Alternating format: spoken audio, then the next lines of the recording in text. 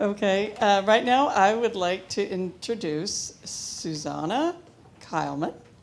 She is a board member of the Western Washington Moderates. She's helped us get this whole thing off the ground. She is a United States Air Force veteran. Has had 24 years experience of strategic partnerships in biotech. She's also a commissioner with the Bellevue Transportation Committee. She's also a board member of the Asia Pacific Cultural Center. She ran for office in District 28, and she is just a wonderful, well-connected person, and we're happy to have her support. Here's Susanna. Thank you, Jennifer. I have a lisp today. I promise I don't usually have it, but I had dental work today, and I was praying to God that both sides of my face would even out before I spoke with all of you guys, and I hope it does. I hope it's all equal right now. But I wanted to just thank you for the opportunity to be here, to be moderate. I did run for office about 2 years ago when I lost, and it's a very humbling time to lose. And I would have all of these ideas that I would talk to within my circle, and I realized that everyone that was shutting me down was a hardcore Republican that would tell me my ideas would not last, or that I didn't have a chance with a moderate approach. And I found that the more that I went to go knock on doors, that more people are in the middle. And a lot of people feel, quote, politically homeless, where they don't identify with 100% of what their party is doing. And I, as a candidate, was running as a Republican, very proud to be a Republican. My mom's a first-generation Korean immigrant. My grandmother actually escaped North Korea to have my mom in South Korea. And my dad is 97. We just started him on hospice recently. But he is a World War II veteran and a Korean War veteran. And every time I leave the house, I always ask him, I'm like, Dad, how are you feeling today? I don't want to go anywhere if you're not feeling good. And he goes, I'm going to make it to see the next election.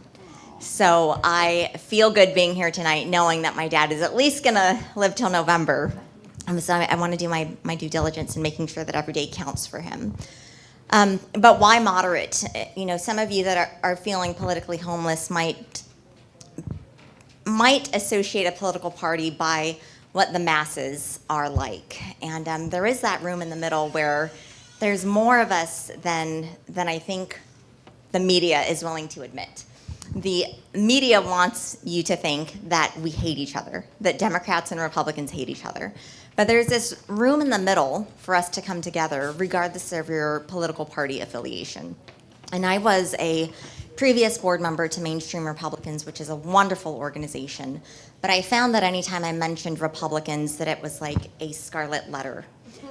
And I wanted to come over to the moderate side to at least get my foot in the door, to at least have people give me the time of day without that scarlet letter R.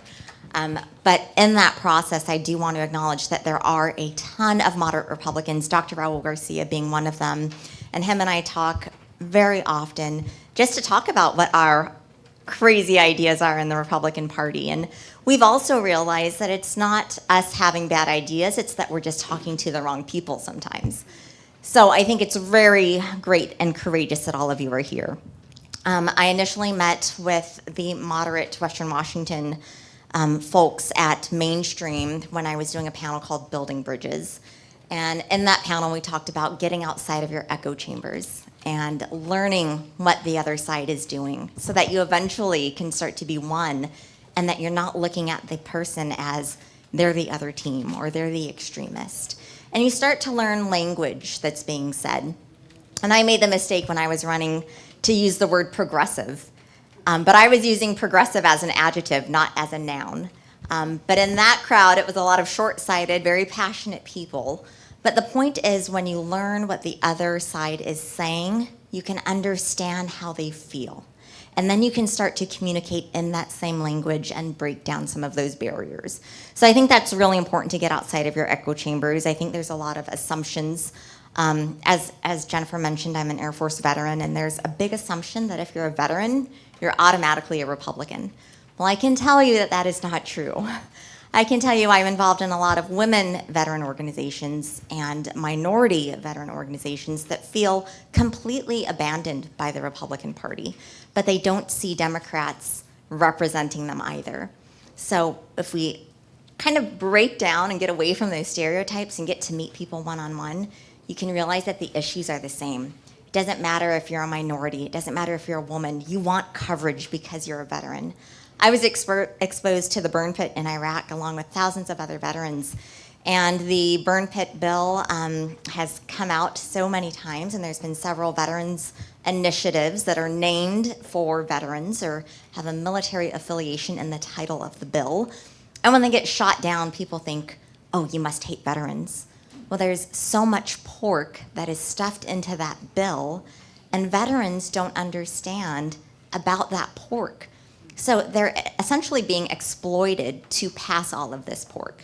And I have a hard time explaining that to my veteran friends. It's not that they're anti-veteran, it's that there's pork in the bill and you're being exploited as a veteran to get that pork passed.